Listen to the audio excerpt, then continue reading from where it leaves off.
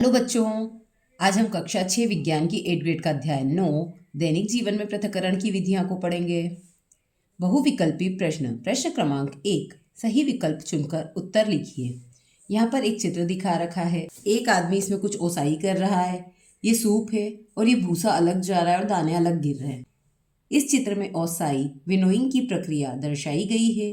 किस गुण के आधार पर ओसाई में मिश्रण के अवयव एक दूसरे से पृथक होते हैं? तो देखिए, जो हवा चल रही है उससे हल्के कण दूर जा रहे हैं और भारी कण जो है वो पास में गिर रहे हैं। तो ये भार से पृथक हो रहे हैं, मतलब इनका वजन जो है उसके अकॉर्डिंग ये दूर और पास जा रहे हैं। प्रश्न क्रमांक 2, एक विद्यार्थी के पास नमक, रेत तथा जल का मिश्रण है। इनमें से कौन सा विकल्प जल से नमक एवं रेत को पृथक करने के लिए आवश्यक प्रक्रियाओं की व्याख्या करता है? तो रेत को हटाने के लिए निस्संदन और नमक प्राप्त करने के लिए वाष्पन विधि का उपयोग किया जाएगा। प्रश्न क्रमांक 3, एक विद्यार्थी के पास एक पात्र में कच्चे चावल का नमूना है। वह कच्चे चावल को धोने के लिए उसमें जल डालता है।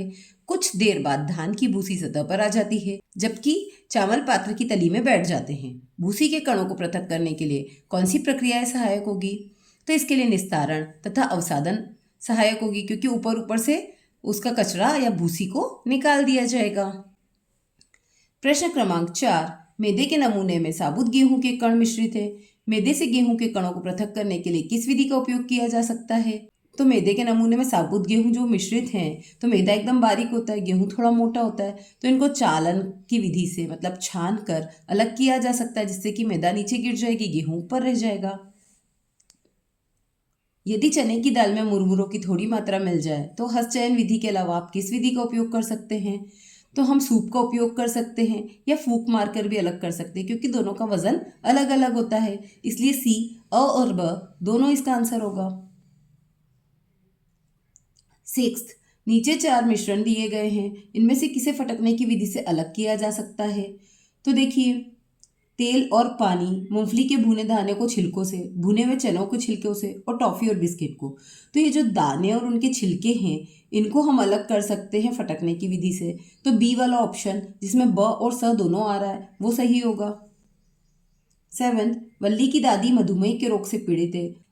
उनके डॉक्टर ने उन्हें कम वसा वाली लस्सी पीने की सलाह दी है। वल्ली के लिए इसे तैयार करने में निम्नलिखित में से सबसे उपयुक्त विधि कौन सी होगी? तो उसके लिए निस्यंदन विधि सबसे उपयुक्त होगी। प्रश्न क्रमांक 8, नीचे दिए गए सभी कथनों में से निस्तारण के लिए सही कथन कौन सा है? तो निस्तारण तलछट को छेड़े बिना तरल स्थानांतरित करने की प्रक्रिया होती है। ऊपर ऊपर से पानी और हल्के कणों को हम अलग कर लेते हैं और नीचे नीचे भारी कण बैठे होते हैं। पारंपरिक भारतीय प्रणाली आयुर्वेद में विभिन्न औषधीय पौधों की जड़ों, पत्तियों, फूलों या बीजों को छाया में सुखाते हैं, ताकि जल का क्या हो जाए, वाष्पीकरण हो जाए और औषधि का महत्वपूर्ण भाग बचा रह जाए। प्रश्न क्रमांक 2, रिक्त स्थान की पूर्ति कीजिए। यहाँ हमें कुछ शब्द दे रखे हैं: अघुलनशील, निस्तारण, थ्रेशिंग, ओसाई, चुंबकीय, अचुंबकीय, वाष्पीकरण और मथनी। फर्स्ट, बहती हवा या पवन का उपयोग करके हल्के भूसों को भारी अनाज से पृथक करने की विधि क्या कहलाती है? तो वो कहलाती है ओसाई। प्रश्न क्रमांक 2, द्रव में घुले ठोस को वाष्पीकरण की विधि से अलग करा जा सकता है। निस्तारण प्रक्रिया में बर्तन को तिरछा कर द्रव को निकाल दिया जाता है। फोर्थ, निस्यंदन प्रक्रिया का उपयोग अघुलनशील ठोस अवयवों को द्रव से पृथक करने के लिए किया जाता है। फिफ्थ, मथनी का उपयोग दही से मक्खन निकालने के लिए किया जाता है। सिक्स, अनाज के फूलों को पीटकर उनमें से अनाज पृथक करना थ्रेशिंग कहलाता है। चुंबक का उपयोग करके चुंबकीय और अचुंबकीय पदार्थों का पृथक्करण की प्रक्रिया चुंबकीय पृथक्करण कहलाती है। अति लघु उत्तरीय प्रश्न। प्रश्न क्रमांक 3, दोपहर के खाने में वल्ली और मल्ली गर्मा गर्म पुलाव का आनंद ले रहे थे। मल्ली पुलाव में से साबुत काली मिर्ची को अलग रख रही थी। अनजाने में वह किस पृथक्करण विधि का उपयोग कर रही थी? उस विधि को परिभाषित कीजिए। तो वह हाथ से चुनना विधि का उपयोग कर रही थी, क्योंकि इस विधि में अवयव के कणों को आकार, रंग या आकृति से अलग किया जाता है। प्रश्न क्रमांक 4, वल्ली अपने मामा के साथ खेतों पर गई। वह किसानों को फूलों को लट्ठे पर पीटकर अनाज को दाने व भूसे के ढेर के रूप में देखा। वह मनी मन सोच रहा था, क्या इन दानों से भूसे को हाथ से छाटेंगे? उसके दिमाग में चल रहे इस प्रश्न का आपके पास क्या उत्तर है? तो नहीं, भूसे को हाथ से नहीं छाटा जा सकता है। इसे थ्रेशिंग या ओसाई से अलग कर सकते हैं। थ्रेशिंग में क्या होता है, इसमें अनाज के फूलों को पीट कर मशीनों से दानों को भूसे से अलग किया जाता है और ओसाई में पवन या हवा के झोंकों का उपयोग करके भारी दानों को हल्के दानों से अलग किया जाता है। प्रश्न क्रमांक 5। वल्ली बंद कमरे में चावल से भूसी अलग नहीं कर पा रही है, आप उसकी सहायता कैसे करेंगे?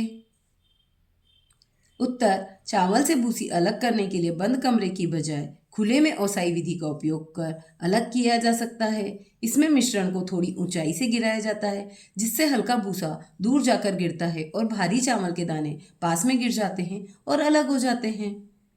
क्योंकि खुले में हवा चलती है और बंद कमरे में हवा नहीं होगी, इसलिए वो अलग अलग नहीं हो पा रहा था। प्रश्न क्रमांक 6। निस्पंदन के रूप में फिल्टर पत्र के अतिरिक्त और कौन कौन सी सामग्रियों का उपयोग किया जा सकता है? तो देखिए, फिल्टर पत्र के रूप में मलमल का कपड़ा, महीन जाली, इनका भी उपयोग किया जा सकता है। प्रश्न क्रमांक 7। छाछ तैयार करने के लिए रसोई घर में बिजली से चलने वाला कौन सा उपकरण उपयोग में लाया जाएगा? तो छाछ तैयार करने के लिए रसोई घर में बिजली से चलने वाली मिक्सी या ब्लेंडर का उपयोग किया जाएगा। प्रश्न क्रमांक 8। मल्ली घर में बढ़ई को लकड़ी का द्वार बनाते हुए देखता है। अचानक उसके हाथ से लोहे की कीले बुरादे पर गिर जाती है। बढ़ई को कीले निकालने के लिए मल्ली ने चुंबक लाकर दी। क्यों? तो मल्ली ने चुंबक लाकर इसलिए दी क्योंकि चुंबक लोहे को आकर्षित करती है और लकड़ी के बुरादे पर इसका कोई असर नहीं होगा, इसलिए चुंबक सिर्फ लोहे की बनी कील को ही आकर्षित करेगी। प्रश्न क्रमांक 9। क्या आपने कभी निर्माण स्थल पर रेत से कंकड़ और पत्थर अलग करते हुए देखा है? वह इस कार्य में किस विधि का उपयोग करते हैं? तो हाँ, इस कार्य में वह चालन विधि का उपयोग करते हैं। एक बड़े से चलने में वो इसको छानते हैं, जिससे कि कंकड़, पत्थर और रेती अलग अलग हो जाती है।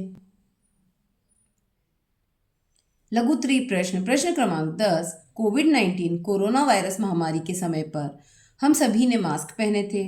सामान्यतः मास्क किस सामग्री के बने होते हैं? आपके मुंह और नथुनों को ढकने में मास्क की क्या भूमिका है? तो मास्क जो होते हैं वो सामान्यतः कपड़े या सिंथेटिक फाइबर सामग्री के बने होते हैं। ये हवा को गुजरने देते हैं, लेकिन कणों को रोक लेते हैं।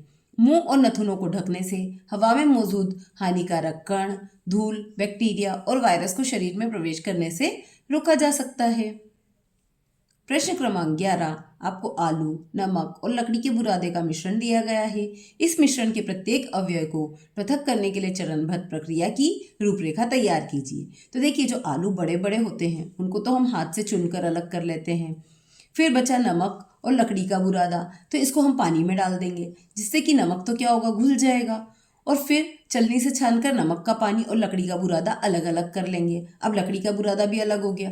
अब बचा नमक का पानी, तो नमक के पानी को वाष्पीकृत कर देंगे, गर्म कर लेंगे या धूप में रख देंगे, जिससे कि पानी पानी उड़ जाएगा और नमक नमक अलग हो जाएगा।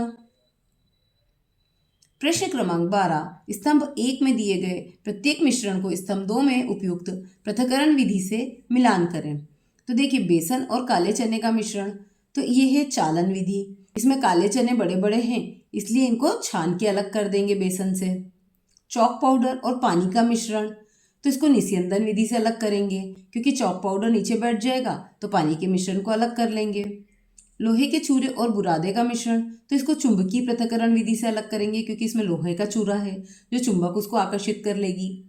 पके हुए दलिये से हरी मिर्ची को निकालना, तो इसको हस्तचयन से अलग अलग करेंगे। जो हरी मिर्ची है उसको हाथ से बीन बीन कर अलग कर देंगे। भुनी हुई मूंगफली के दाने से छिलके पृथक करना, तो इसको ओसाई विधि से अलग करेंगे, ताकि वजन के आधार पर हवा से ये अलग अलग हो जाए। प्रश्न क्रमांक 13। किस परिस्थिति में आप ठोस और द्रव के मिश्रण को पृथक करने में निस्यंदन के स्थान पर निस्तारण विधि का उपयोग करेंगे? तो देखिए, निस्तारण विधि का उपयोग तब किया जाता है जब ठोस पदार्थ द्रव से भारी होता है और नीचे बैठ जाता है। प्रश्न क्रमांक 14। नासिका में बालों की उपस्थिति को आप किस पृथक्करण प्रक्रिया से जोड़कर देखते हैं? तो नासिका में बालों की उपस्थिति को चालन या छानना प्रक्रिया से जोड़ा जा सकता है। ये बाल एक फिल्टर की तरह धूल, गंदगी और अन्य छोटे कणों को रोक देते हैं। प्रश्न क्रमांक 15। सीमा ने अपनी माँ से कहा कि दूध फट गया है। माँ ने कहा, कोई बात नहीं, हम इसका पनीर बना लेते हैं। तो क्या आप बता सकते हैं कि सीमा की माँ ने पनीर बनाने के लिए किस विधि का उपयोग किया होगा? तो माँ ने निस्यंदन विधि का प्रयोग किया होगा। इसमें चलनी से छानकर मट्ठे को अलग किया जाता है। प्रश्न क्रमांक 16। सोहन भुनी हुई मूंगफली के दानों को हथेलियों के बीच रगड़कर हाथ से दानों को छिलकों से पृथक कर रहा था। यदि आप सोहन की जगह होते तो छिलके पृथक करने के लिए किस विधि का उपयोग करते? तो हम ओसाई विधि का उपयोग करते। इसमें हल्के छिलकों को भारी दानों से अलग कर लेते। प्रश्न क्रमांक 17। गर्मियों में पसीना आने से गहरे रंग के कपड़ों में सफेद रंग के धब्बे क्यों दिखाई देते हैं? तो पसीने में मुख्य रूप से लवण और पानी होता है। पानी के सूखने के बाद सफेद धब्बे लवण के दिखाई देने लग जाते हैं। प्रश्न क्रमांक 18। शिक्षिका ने कक्षा शिक्षण के दौरान आधे गिलास पानी में 5 चम्मच नमक घोला और विद्यार्थियों से कहा कि क्या हम इस घोल से नमक और पानी दोनों पृथक कर सकते हैं? यदि हाँ तो कैसे? तो हाँ, पानी को वाष्पीकृत कर कर हम घोल में से नमक को अलग कर सकते हैं। प्रश्न क्रमांक 19। आप घरेलू पृथक्कारी कीप का निर्माण किस प्रकार कर सकते हैं? निर्माण विधि लिखिए। तो फिल्टर पेपर की मदद से घरेलू पृथक्कारी कीप का निर्माण किया जा सकता है। इसके लिए गोल फिल्टर पेपर को मोड़कर कीप की आकृति बना लेंगे।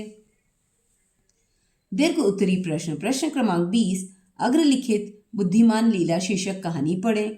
इसमें यत्र तत्र आए 2 वैकल्पिक शब्दों में से सबसे उचित विकल्प पर सही का निशान लगाएं। अपनी पसंद से अनुच्छेद का कोई अन्य उपयुक्त शीर्षक दें। लीला अपने पिता के साथ खेत में काम कर रही थी जब उसे ध्यान आया कि वे पीने का पानी घर पर ही छोड़ आए हैं। इससे पहले कि उसके पिता को तो प्यास या भूख तो पानी छोड़ के आए, इसलिए प्यास लगे, वह पास के तालाब से पानी या अनाज तो तालाब से तो पानी लेने गई। तो पानी पे राइट लगा दिया, पानी लेने गई। डिब्बे में पानी लाने के बाद उसने ध्यान दिया कि पानी मटमैला है और पीने के लिए अयोग्य है। मतलब गंदा पानी तो पी नहीं सकते ना, तो अयोग्य है। पानी शुद्ध करने के लिए उसने पानी को कुछ समय के लिए रख दिया। उसके बाद मटमैले पानी को मलमल के कपड़े से निस्यंदित किया। मतलब उसने मलमल के कपड़े से पानी को छान लिया। तब लीला ने पानी को 10 मिनट तक ढके बर्तन में उबाला। उसने फिर पानी को उबाल लिया और उबले पानी को उसने दोबारा से निस्यंदित किया, मतलब फिर से छान लिया और उसने पानी पीने योग्य बना दिया। यह पानी उसने अपने पिताजी को दिया। उन्होंने लीला को आशीर्वाद दिया और उसके इस प्रयास की सराहना करी। तो देखिए, ये लीला ने कितना अच्छा पानी को साफ करके पीने योग्य बना दिया है। इसको आप अपने मन से शीर्षक दे सकते हैं, लीला की समझदारी या फिर साफ पानी की कहानी। इसे आप कोई सा भी शीर्षक अपने मन से दे सकते हैं।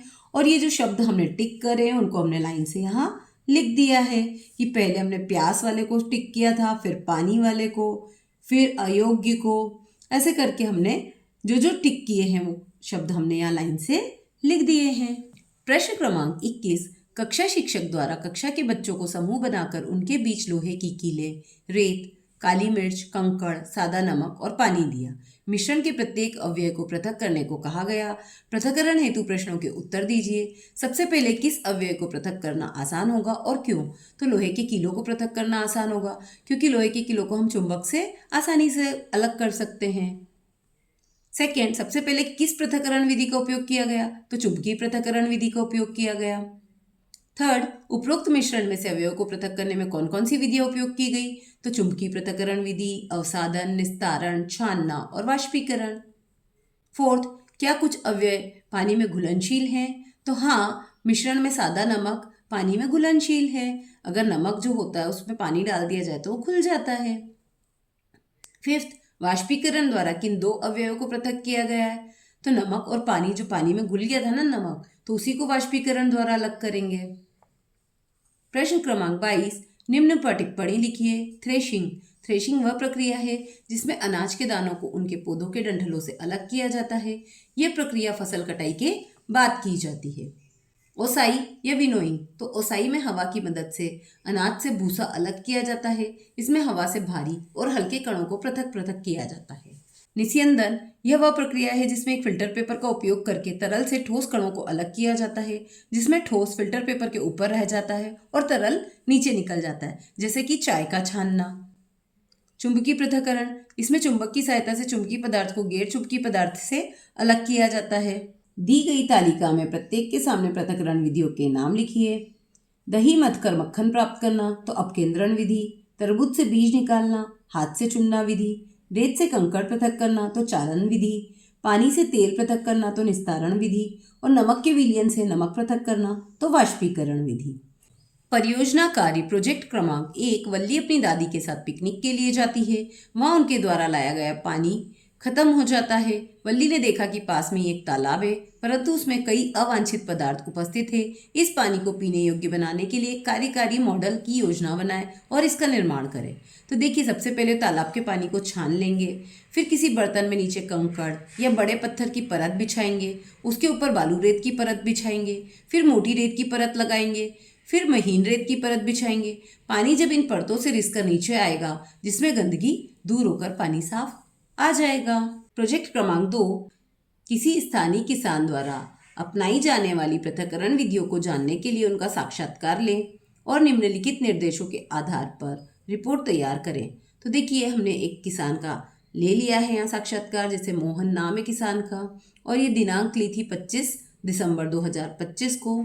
और कार्य प्रणाली क्या है? अनाज काटने के बाद थ्रेशिंग प्रक्रिया द्वारा डंठल और दानों को अलग करना। जब किसान अनाज को काटता है तो उसके बाद भूसे और डंठल को अलग करने के लिए वो थ्रेशिंग प्रक्रिया का उपयोग करता है। इस प्रक्रिया में डंठल और दानों को अलग अलग किया जाता है। निष्कर्ष, पहले ये प्रक्रिया ओसाई के द्वारा की जाती थी, लेकिन अब यह मशीनों के द्वारा की जाती है।